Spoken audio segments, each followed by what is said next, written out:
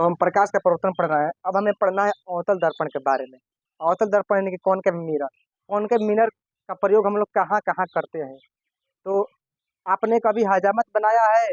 अगर बनाया होगा तो जहाँ पर हजामत बनवाते हैं वो कौन सा दर्पण रहता है? वह अवतल दर्पण रहता है। पहला क्या हमारा हो गया? हजामत बनाने में। हजामत बनाने में यानी कि दाढ़ी बनाने में, इसे हम क्या कहेंगे? दाढ़ी बनाने में। अगर हम हजामत बनाते हैं तो उस समय हम अवतल दर्पण का प्रयोग करते हैं।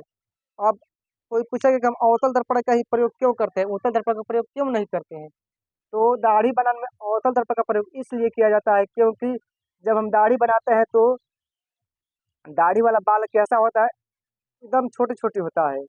छोटी छोटी होता है तो जो अवतल दर्पण है उसे आसानी से देख लेता है। यानी कि अवतल दर्पण की सहायता से हम लोग जब हम अगर दाढ़ी बनाएंगे तो आसानी से वो हमें दिखाई देगा। और दिखाई देगा तो क्या होगा, हम लोग उसको यानी कि अच्छी तरह से साफ कर लेंगे, यानी कि छूटेगा नहीं। अगर छूट जाएगा तो कोई हंसेगा कि देखो ये दाढ़ी बनाया है, इसका बाल दिखाई दे रहा है। तो इसलिए हम हजामत बनाने में हम अवतल दर्पण का प्रयोग करते हैं क्योंकि बाल ना छूटे। दूसरा चीज, दूसरा उपयोग कहाँ को करते हैं? तो वाहन के हेडलाइट में। वाहन के हेड लाइट में। वाहन का हेडलाइट जो होता है अवतल दर्पण का बना होता है, यानी कि अवतल दर्पण उसके आगे रहता है क्योंकि जब भी रात के समय में जो वाहन चलती है तो उसका रोशनी बहुत दूर तक जाता है। बहुत दूर तक जाने के कारण क्या होता है कि हम आसानी से रास्ता देख सकते हैं और वाहन चलाने में हमें आराम रहता है। तो वाहन की हेडलाइट किस चीज़ का बना होता है? तो अवतल दर्पण का बना होता है।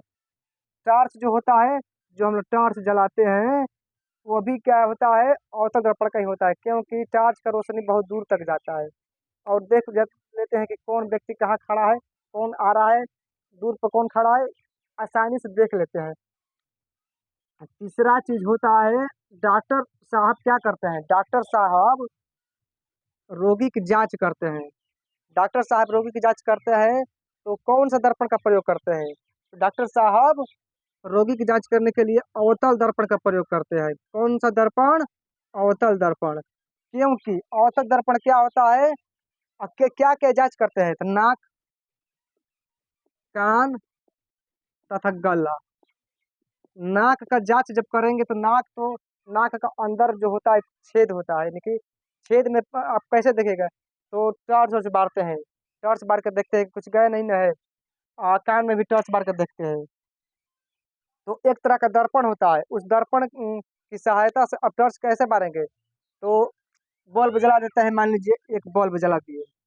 बल्ब जलाने के बाद वो क्या करते हैं? एक अवतल दर्पण द्वारा बना मशीन का प्रयोग करते हैं और उस मशीन के द्वारा वो क्या करते हैं? रोगी की नाक, कान और गला की जांच करते हैं।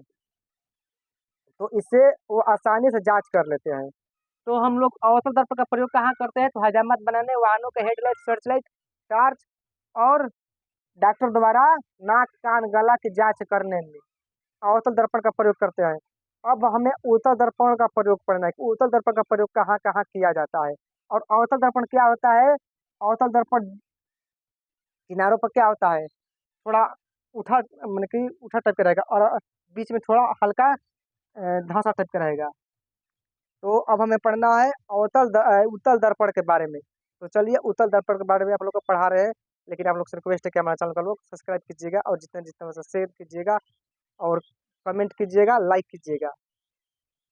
तो चलिए आप लोग को हम पढ़ा रहे हैं अब उत्तल दर्पण के बारे में।